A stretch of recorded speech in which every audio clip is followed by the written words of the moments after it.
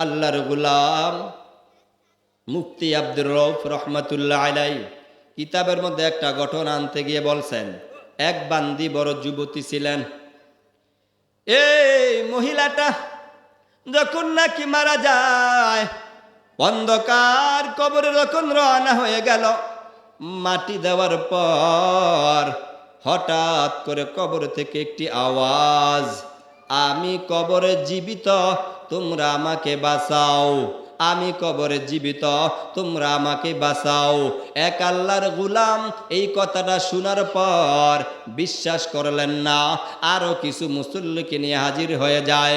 কবরের কিনারায় যাওয়ার পর ডেকে বলতেছে, আমি কবরে জিন্দা, তোমরা আমাকে বাঁচাও। এই কথা বলার পর এই লোকগুলা মিলে মসজিদের ইমাম সাহেবের কাছে হাজির। ও ইমাম সাহেব, আমাদের এলাকার মধ্যে একটা মহল্লায় গুরুস্থান, ওই গুরুস্থানের মধ্যে একটা কবর দেওয়া হয়েছে কয়েকদিন আগে, একটা যুবতী মেয়ে, ওই কবর থেকে একটি আওয়াজ, আমি কবরের মধ্যে জিন্দা, আম্মাকে তোমরা বাঁচাও। এই কথা বলার পর ইমাম সাহেব ডেকে বলতেছে, ঠিক আছে তোমরা চলে যাও, কবরের মাটি সরাইয়া দাও, ওই লোকটাকে কবর থেকে নিয়ে আস। লোকগুলা সব কবরের কিনারায় যাওয়ার পর কবরের মাটি যখন আস্তে আস্তে সরাইয়া দিল, হঠাৎ কবর থেকে একটি আওয়াজ, তোমরা যে আমাকে কবর খনন থেকে উদ্দোলন করবা, আমাকে যেখান থেকে তোমরা উদ্ধার করার জন্য এসেছ, আমার গায়ের মধ্যে যে কাফনের কাপড় ছিল, এই কাপড়টা নষ্ট হয়ে গেছে, বাড়িতে যাও, আমার জন্য একটা কাপড় নিয়ে আস। একটা লোক দৌড়ায়, বাড়িতে যাওয়ার পর একটা কাপড় নিয়ে আসলো। কাপড় নিয়ে আসার পর যখন নাকি মহিলাকে কাপড় দেওয়া হয়, শরীরটা আবৃত করে মহিলা কবর থেকে উঠে একটা দৌড় দিয়ে বাড়ির মধ্যে চলে যায়। বাড়ির মধ্যে চলে যাওয়ার পর একটা রুমের কামরার মধ্যে ঢুকে যায়। কামরার মধ্যে ঢুকে যাওয়ার পর দরজাটা যখন লক করে দেয়, ডেকে বলতেছে, আমার চাচি আম্মা শুনো, সকল মহিলা তোমরা আসতে পারবা না। বলে কেন? বলে আমাকে দেখলে তোমরা ভয় পাইবা, ভয়ের কারণে তোমরা আসতে পারবা না। যাদের সাহস বেশি, যাদের নাকি তোমাদের সাহস আছে, তোমরা আসো। একথা বলার পর সাহসী 2-4 জন মহিলা ঘরের মধ্যে ঢুকে গেল। শিকল খুলে দেওয়ার পর ঘরের মধ্যে যখন ঢুকে গেল, ঢুকে যাওয়ার পর এবার মহিলা ডেকে বলতেছে, আমাকে দেখাও। হঠাৎ করে যখন মাথার ওড়নাটা সরাইয়া দিল, দেখে মাথার মধ্যে একটা চুল দেখা যায় না, শুধু হাড্ডিগুলা দেখা যায়। একথা বলার পর ডেকে বলে, কি ব্যাপার, তোমার মাথার চুল গেল কোথায়? বলে আমার চুল কোথায় গেছে আপনারা আগে শুনেন। আমি যখন দুনিয়ার মধ্যে ছিলাম, আমার চুলগুলা দেখতে অনেক সুন্দর, আমার চুলগুলা আমি অনেক সুন্দর করে মাথার মধ্যে তুল লাগাইতাম, চুল দিয়ে আমি পেশন করতাম। কিন্তু আল্লাহ তাআলার বিধান হলো পর্দা করা। আমি পর্দা না করার বিনিময় কবরে যাওয়ার পর ফেরেশতারা আমার চুলগুলা টেনে টেনে উঠাইয়া দিছে। চাঁদপুরের মধ্যে বাস স্ট্যান্ড হাজির হয়ে গেল।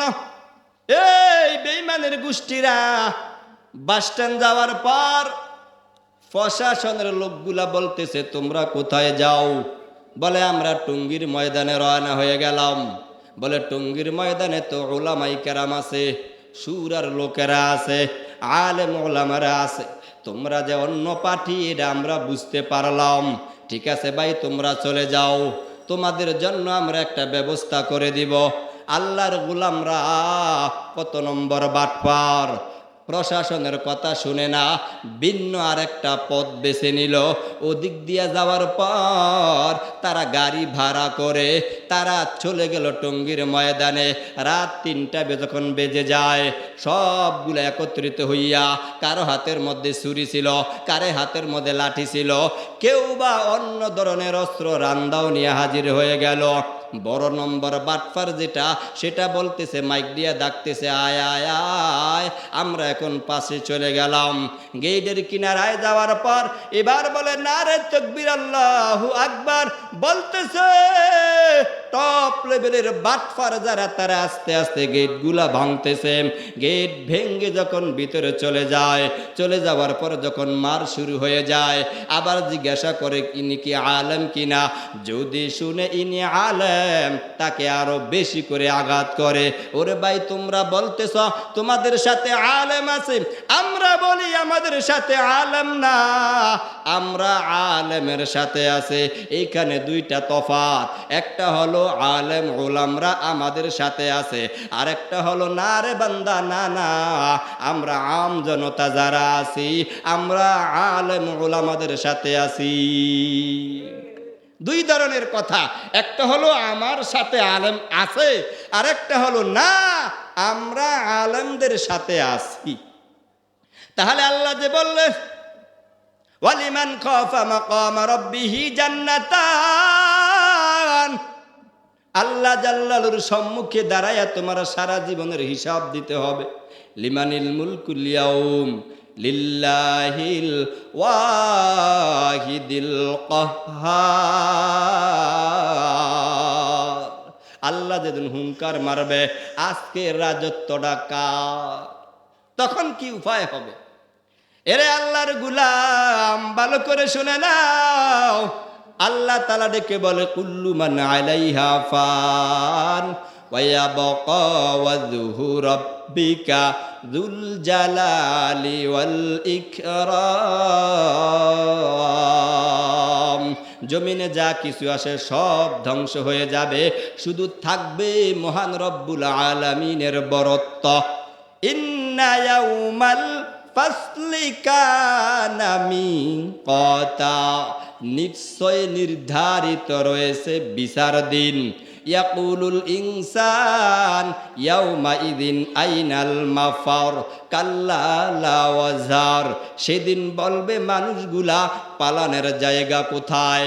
বলে না না, পালাবার কোনো স্থান নাই।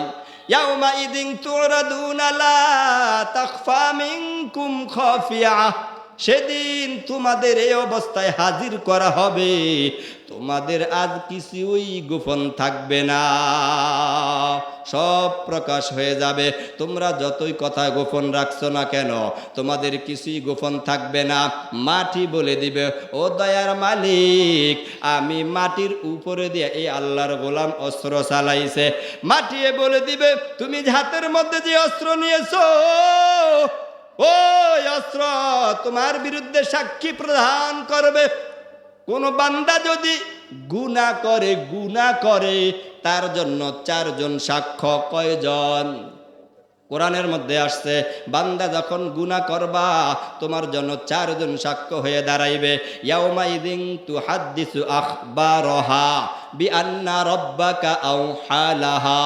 1 নম্বর সাক্ষ্য হবে জমিন, যেই জমিনের মধ্যে দাঁড়ায়া তুমি গুনাহ করেছো, ওই জমিন ট্যাপ রেকর্ডের মতন সব কিয়ামতের ময়দানে বলে দিবে। 1 নম্বর। 2 নম্বর, যেই হাত দ্বারা করেছো, হাত কথা বলবে, লিমানিল মুলকুল ইয়াউম। 2 নম্বর হলো আল ইয়াউমা নাখতিমু আলা আফওয়াহিহিম ওয়া তুকাল্লিমুনা আইদিহিম ওয়া তাশহাদু আরজুলুহুম বিমা কানু ইয়াকসিবুন। 2 নম্বর, তোমার হাত কথা বলবে, পাও কথা বলবে। হাত ডেকে বলবে, রে দয়ার মালিক, আমি হাত দ্বারা এই বান্দা অন্যের ক্ষেতে চুরি করে। চোখ বলবে, মালিক, আমার চক্ষু দ্বারা এই বান্দা বিন নারীর দিকে তাকাইছে, সিনেমা দেখেছে, টিভি দেখেছে। কান বলবে, আমাকে দিয়ে গান শুনেছে। পাও বলবে, মালিক, এই বান্দা আমাকে দিয়ে আস্তে আস্তে হেঁটে হেঁটে অগ্রসর হয়েছে। তাহলে 2 নম্বর সাক্ষী তোমার অঙ্গ প্রত্যঙ্গ। 3 নম্বর সাক্ষ্য হবে ফেরেশতারা। কিরামান কাতিবিনা ইয়ালামুনা মা তাফআলুন। 3 নম্বর কিরামান কাতিবিন, ফেরেশতারা সাক্ষ্য দিবে। 4 নম্বর সাক্ষ্য হবে আমলনামার খাতা। ওয়া ইযাস সুহুফু নুশিরাত, 4 নম্বর সাক্ষ্য হবে আমলনামার খাতা। এরে আল্লাহর গোলাম, তুমি গুনাহ করে অন্ধকার কবরে চলে যাইবা। ওই কবরে যাওয়ার পরেও তোমার কোনো রাস্তা নাই, বাঁচাবার জন্য কোনো রাস্তা নাই। 4 জন সাক্ষ্য তোমার জন্য দাঁড়ায়া যাবে। 1 নম্বর সাক্ষ্য হলো জমিন, 2 নম্বর সাক্ষ্য হলো তোমার অঙ্গ প্রত্যঙ্গ, 3 নম্বর সাক্ষ্য হলো কিরামান কাতিবিন, 4 নম্বর সাক্ষ্য হলো আমলনামার খাতা। এই 4 সাক্ষ্য তোমার বিরুদ্ধে আল্লাহর আদালতে নালিশ করবে। এরে আল্লাহর গোলাম, যদি তুমি এই জামানায় থেকে খাঁটি দিলে তওবা করতে পারো, খাঁটি দিলে তওবা করার বিনিময় এই 4 সাক্ষ্য থেকে আল্লাহ তাআলা তোমার গুনাহগুলি মুছে দিবেন। খাঁটি দিলে তওবা করলে এই 4 জন যে সাক্ষ্য থাকবে, এই 4 সাক্ষ্যর স্থান থেকে তোমার এগুলা সব মুছে ফেলবে। তাহলে এই মুছে ফেললে তুমি তখন কোথায় যাইবা? জান্নাতে। কোথায়? ইয়া আহলাল জান্নাহ, হে জান্নাতের অধিবাসীরা, কাম লাবিস্তুম ফিল আরদি আদাদা সিনিন, তোমরা পৃথিবীতে কতদিন অতিবাহিত করেছ? লাবিসনা ইয়াওমান আও বা'দা ইয়াওম, বলবে আমরা এই পৃথিবীতে দুনিয়াতে 60 বছর 70 বছর, এই কথাটা বলবে না, বলবে আমরা মাত্র অল্প সময় ছিলাম। নি'মা মা আজারতুম ফি ইয়াউমিন আও বা'দা ইয়াউম, অল্প সময়ের বিনিময় তোমরা উত্তম সওদা করেছ। রহমাতি ওয়া কারামাতি ওয়া জান্নাতি, যাও তোমরা আমি আল্লাহ তাআলার আরশ আজিম, তোমরা আমি আল্লাহ তাআলার জান্নাতি মেহমান অর্জন করেছ।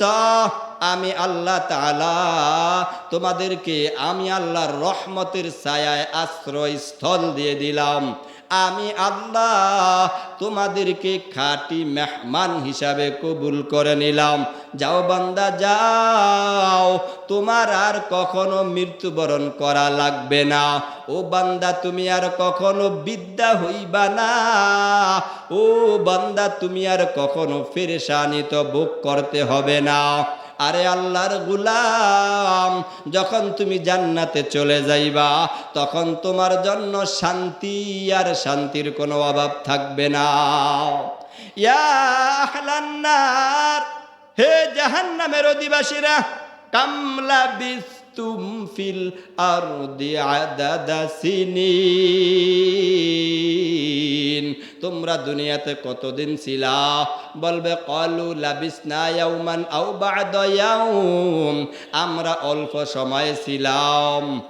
বি'সা মা আজারতুম ফি ইয়াউমিন আও বা'দা ইয়াউম, অল্প সময়ের বিনিময় তোমরা আমি আল্লাহ তাআলার উত্তম কাজ করতে পারলা না। নেকের কাজ না করার বিনিময় তোমরা যখন গুনাহ করেছো বান্দা, এখন যাও চলে যাও, তোমার জন্য জাহান্নাম ছাড়া কোনো উপায় নাই। তাহলে তোমার জন্য জাহান্নাম। এরে আল্লাহর গোলাম, জাহান্নাম থেকে যদি বাঁচতে হয়, এখান থেকে যদি তুমি সুন্দর করে বাঁচতে চাও, তাহলে দুনিয়ার মধ্যে কিছু আমল আখলাক করে যাও। এখন তো আমরা দুনিয়ার মধ্যে আমল করতে রাজি না। কেন এবার রাজি হই না? আমলের যেই গুণাগুণ এটা আমার মধ্যে জানা নাই। আমলের একটা যে গুণাগুণ সওয়াব, এই সওয়াবটা আমাদের জানা না থাকার কারণে আজকে আমাদের এই দুরবস্থা। আর না হয় কবরের যে অবস্থা ভয়ঙ্কর, 3টা জগৎ 3 রকম হয়। দুনিয়ার হালাত হলো একরকম। দুনিয়ার মধ্যে আমরা যে চলাফেরা করতেছি, আমাদের হাড্ডি শরীর আছে না নাই? আছে। তাহলে এই দুনিয়ার মধ্যে আমাদের যে শরীরের চামড়া আছে, দেখেন এখানে জগৎটা কেমন, রূহ আছে কিন্তু রূহ দেখা যায় না। শরীর আছে তো দৃশ্যমান, ভাসমান। শরীরের মধ্যে যদি একটু আঘাত হয়, রূহ ভিতরে অন্তরে থাকে, কিন্তু চোখ দিয়া পানি বের হইতে থাকে। এর কারণ কি?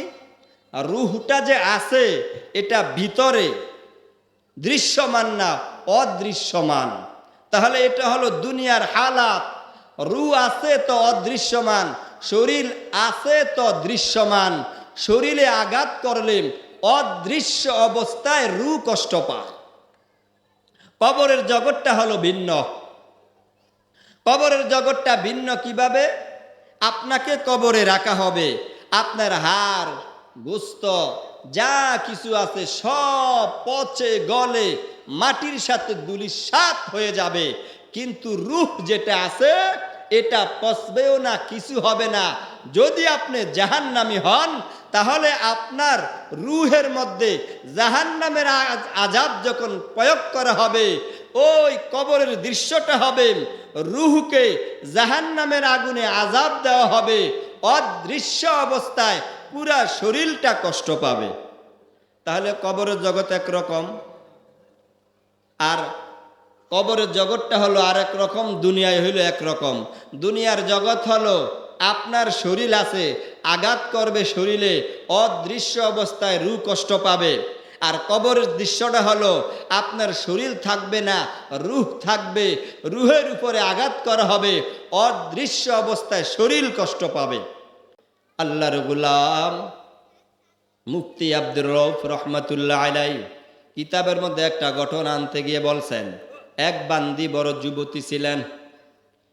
এই মহিলাটা যখন নাকি মারা যায়, অন্ধকার কবরে যখন রওনা হয়ে গেল, মাটি দেওয়ার পর হঠাৎ করে কবর থেকে একটি আওয়াজ, আমি কবরে জীবিত, তোমরা আমাকে বাঁচাও।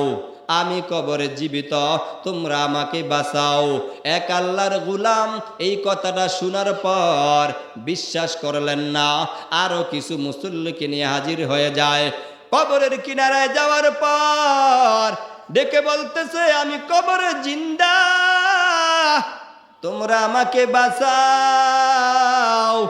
এই কথা বলার পর এই লোকগুলা মিলে মসজিদের ইমাম সাহেবের কাছে হাজির। ও ইমাম সাহেব, আমাদের এলাকার মধ্যে একটা মহল্লায় গুরুস্থান, ওই গুরুস্থানের মধ্যে একটা কবর দেওয়া হয়েছে কয়েকদিন আগে, একটা যুবতী মেয়ে, ওই কবর থেকে একটি আওয়াজ, আমি কবরের মধ্যে জিন্দা, আমাকে তোমরা বাঁচাও। এই কথা বলার পর ইমাম সাহেব ডেকে বলতেছে, ঠিক আছে তোমরা চলে যাও, কবরের মাটি সরাইয়া দাও, ওই লোকটাকে কবর থেকে নিয়ে আস। লোকগুলা সব কবরের কিনারায় যাওয়ার পর কবরের মাটি যখন আস্তে আস্তে সরাইয়া দিল, হঠাৎ কবর থেকে একটি আওয়াজ, তোমরা যে আমাকে কবর খনন থেকে উত্তোলন করবা, আমাকে যেখান থেকে তোমরা উদ্ধার করার জন্য এসেছ, আমার গায়ের মধ্যে যে কাফনের কাপড় ছিল, এই কাপড়টা নষ্ট হয়ে গেছে, বাড়িতে যাও, আমার জন্য একটা কাপড় নিয়ে আস। একটা লোক দৌড়ায়, বাড়িতে যাওয়ার পর একটা কাপড় নিয়ে আসলো। কাপড় নিয়ে আসার পর যখন নাকি মহিলাকে কাপড় দেওয়া হয়, শরীরটা আবৃত করে মহিলা কবর থেকে উঠে একটা দৌড় দিয়ে বাড়ির মধ্যে চলে যায়। বাড়ির মধ্যে চলে যাওয়ার পর একটা রুমের কামরার মধ্যে ঢুকে যায়।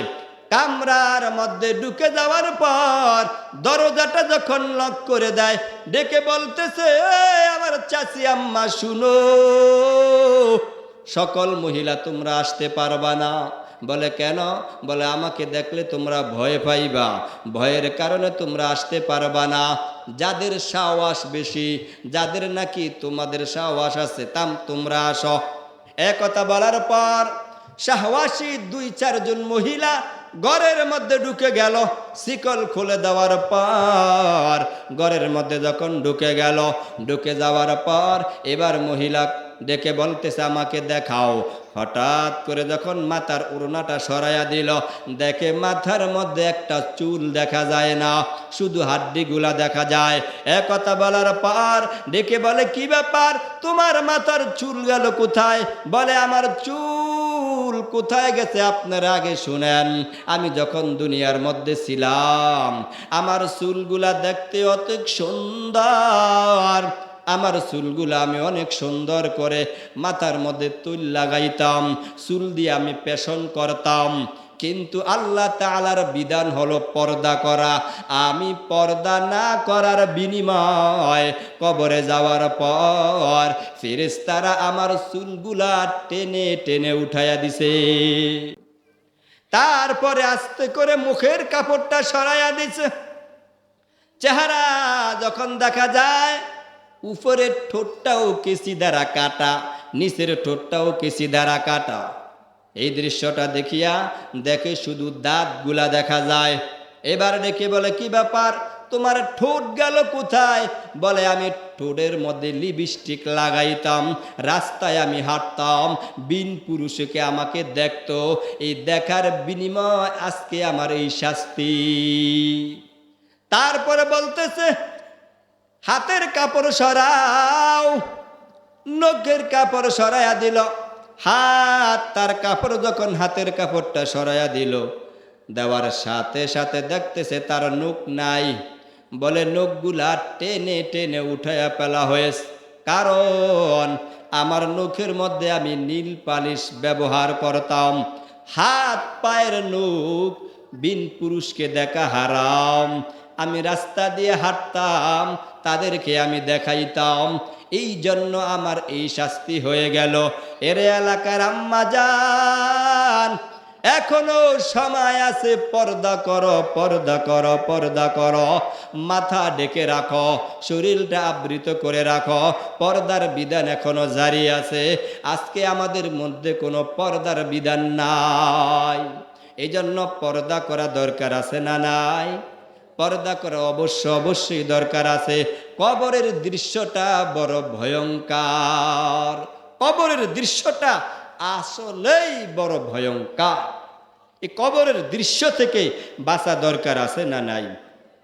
নবীজির স্ত্রী জনাবে মুহাম্মদুর রাসূলুল্লাহ সাল্লাল্লাহু আলাইহি ওয়াসাল্লামের স্ত্রী হযরত খাদিজা রাদিয়াল্লাহু তাআলা আনহার ঘটনা আপনারা শুনছেন, জানেন। আল্লাহর নবী ডেকে বলে খাদিজা, সকালবেলা যখন হয় তখন তুমি মুরাকাবা বসে যাইবা। একদিন খাদিজা রাদিয়াল্লাহু তাআলা আনহা ফজরের নামাজের পর যায় নামাজের মধ্যে বসে মুরাকাবা বসে অনেক ক্রন্দন করতেছে। ফাতেমা রাদিয়াল্লাহু তাআলা আনহা এই দৃশ্যটা দেখে কাঁদতেছে, দৌড়ায় মসজিদে নববীতে হাজির। ওখানে যাওয়ার পর ডেকে বলতেছে আব্বু তাড়াতাড়ি বাড়িতে চলে আসো, আম্মু জানি কেন কাঁদতেছে। এই কথা বলার পর আমার নবী অতি দ্রুত গতিতে যখন বাড়ির মধ্যে আসতেছে, আসার পর ঘরের মধ্যে ঢুকে গেল। ঘরের মধ্যে ঢুকে দেখতেছে খাদিজা রাদিয়াল্লাহু তাআলা আনহু কান্না করতেছেন।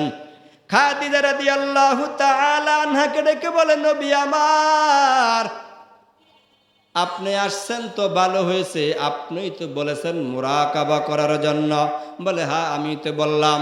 আমি মুরাকাবা করে দেখলাম, আমি যখন দুনিয়ার মধ্যে অসুস্থ হয়ে যাই, আমার আহাল পরিবার যারা আছে সবাই আমার খেদমতের জন্য আসতেছে, সবাই আমাকে খেদমত করার জন্য হাজির। চিন্তা করলাম অন্ধকার কবরে আমি যখন যাব, জাহান্নামে যদি আমি গ্রেপ্তার হয়ে যাই তাহলে আমার কি উপায় হবে? আমি তখন বান্ধবী পাবো কোথায়?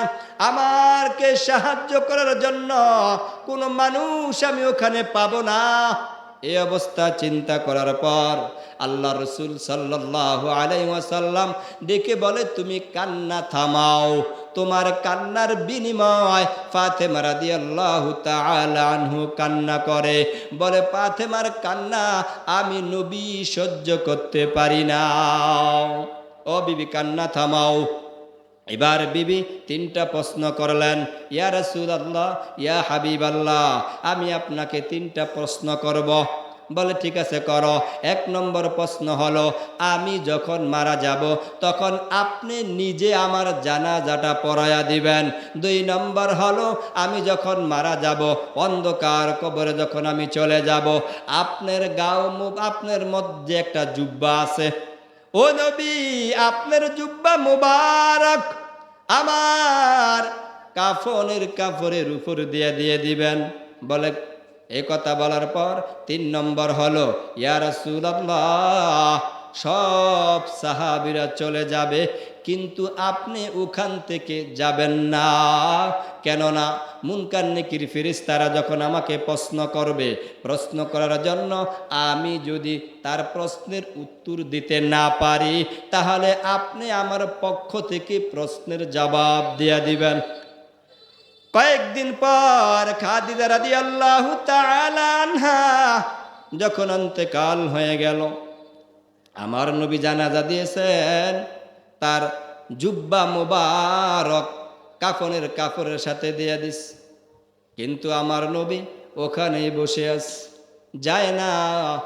গভীর রাত আমার নবী বসে আছে, গায়েবী একটি আওয়াজ, ও নবী আপনি এখনো কেন এখানে বসে আছেন? আমার নবী ডেকে বলতেছে, দয়ার মালিক, আমার খাদিজা আমাকে বলছে তার প্রশ্নের জবাব দেওয়ার জন্য। ও নবী, আপনার খাদিজার প্রশ্নের জবাব আপনার দেওয়া দরকার নাই, আমি আল্লাহ আপনার খাদিজার প্রশ্নের জবাব দিয়ে দিছি। খাদিজা রাদিয়াল্লাহু তাআলা আনহা কেমন ছিলেন? আল্লাহ তাআলা নিজে স্বয়ং জিবরাইল আলাইহিস সালামের মধ্যে সালাম জানাইছেন। কবরের কিছু আলোচনা। এখন আসেন, নেক আমল করা দরকার আছে না নাই? এখন নেক আমল সম্পর্কে কিছু কথা বলবো ইনশাআল্লাহ। গুরুত্বপূর্ণ কথাগুলা শোনার চেষ্টা করবেন, আমল করারও চেষ্টা করা দরকার আছে না নাই? আজকে আমরা না জানার কারণে আমল করার ইচ্ছা আমাদের অন্তরে আসতেছে না। যদি জানতাম তাহলে অবশ্যই আমরা আমল করার জন্য প্রতিযোগিতায় লেগে যাইতাম। কি বলেন? এখন শুধু কিচ্ছা কাহিনী বয়ান হয়, আসলে আমলের কথা খুব কম বয়ান হয়। আল্লাহ তাআলা আমাদেরকে বেশি বেশি আমল করার তৌফিক দান করেন, বলেন আমিন। আমরা এখানে আসলাম, আসার পরে সুবহানাল্লাহ শব্দটা পাঠ করলাম নি? কি বলেন, পাঠ করলাম? সবাই বলেন সুবহানাল্লাহ। আরেকবার বলেন সুবহানাল্লাহ। কোন আল্লাহর বান্দা যদি একবার বলে সুবহানাল্লাহ, তার আমল নামায় সাথে সাথে 1000 নেক আমল লিপিবদ্ধ করা হয়, 1000 গুনাহ মাফ করে দেওয়া হয়, তার মর্তবাটা 1000 বৃদ্ধি করে দেওয়া হয়। তাহলে একবার বললেন কি সুবহানাল্লাহ, একবার বললেন সুবহানাল্লাহ। আপনি যদি 10 বার বলেন সুবহানাল্লাহ, সাথে সাথে 10,000 আমল নামায় সওয়াব এসে যায়, 10,000 গুনাহ মাফ, 10,000 মর্তবা আল্লাহ তাআলা আপনাকে বৃদ্ধি করে দেয়। এখন বলেন তো বেশি বেশি বলা দরকার আসেনি? বান্দা যদি একবার বলে আলহামদুলিল্লাহ, বলেন আলহামদুলিল্লাহ, আলহামদুলিল্লাহ, আলহামদুলিল্লাহ, একবার পাঠ করবেন তো কি পরিমাণ সওয়াব? বলা হয়েছে একটি স্বর্ণের পাহাড় পরিমাণ সওয়াব। তাহলে একবার আলহামদুলিল্লাহ পাঠ করলে কি পরিমাণ সওয়াব? স্বর্ণের পাহাড়, স্বর্ণের পাহাড়। عن أبي هريرة رضي الله تعالى عنه قال قال رسول الله صلى الله عليه وسلم খসলাতান, দুটো অভ্যাস এমন আছে, লা ইউহাফিজু আলাইহিমা আব্দুম মুসলিম, যদি কোনো মুসলমান দুটোকে হেফাজত করে, ইল্লা দাখলাল জান্নাহ, তবে সুজা জান্নাতে চলে যাবে। কোথায় যাবে? হুমায়াসির, দুটি গুণ বড় সহজ। অমাইয়া আমাল বিহিমা কলিল, তবে আমল করনেওয়ালা খুবই কম। আমল করনেওয়ালা একেবারে কম। কিভাবে কম? একটু সামনে গেলে বুঝতে পারবেন। আল্লাহ রসুল বলেন বিহিমা ইল্লা কলিল, যে তোমরা যে আমল করবা আসলেই আমল করনেওয়ালা লোক একেবারেই কম। কিভাবে কম? বলা হয়েছে দুটি আমল। এক নম্বর হলো, কি বলছেন আল্লাহর নবী? এক নম্বর হলো ইউসাব্বিহুল্লাহ ফি দুবুরি কুল্লি সলাতিন আশারা, যে ব্যক্তি প্রত্যেক নামাজের পর 10 বার বলবে সুবহানাল্লাহ। বলেন সুবহানাল্লাহ, সুবহানাল্লাহ। ওয়া ইয়াহমাদুহু আশরা, 10 বার বলবে আলহামদুলিল্লাহ। বলেন আলহামদুলিল্লাহ, আলহামদুলিল্লাহ। ওয়া ইউকাব্বিরুহু আশরা, 10 বার বলবে আল্লাহু আকবার, আল্লাহু আকবার। ফাতিলকা খামসুনা মিআতুন ফিল লিসান, তোমার জাবানে হবে 35,150 বার।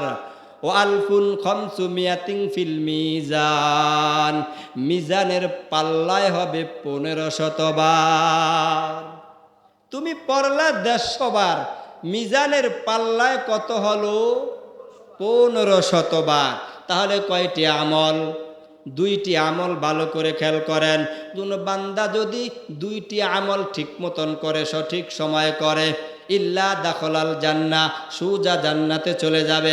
1 নম্বর, ইমাম সাহেব যখন নামাজ ফিরায়, আসসালামু আলাইকুম ওয়া রাহমাতুল্লাহ, আসসালামু আলাইকুম ওয়া রাহমাতুল্লাহ, একবার বলবেন আল্লাহু আকবার। বলেন আল্লাহু আকবার। 3 বার বলবেন আস্তাগফিরুল্লাহ, আস্তাগফিরুল্লাহ, আস্তাগফিরুল্লাহ। 10 বার বলবেন সুবহানাল্লাহ, সুবহানাল্লাহ। 10 বার বলবেন আলহামদুলিল্লাহ, আলহামদুলিল্লাহ। আবার 10 বার আল্লাহু আকবার, আল্লাহু আকবার। সময় লাগবে মাত্র 1 মিনিট। কয় মিনিট?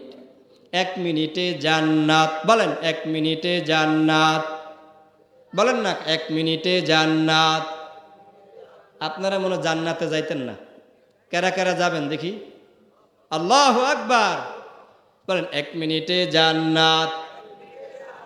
পড়া দরকার আছে না নাই?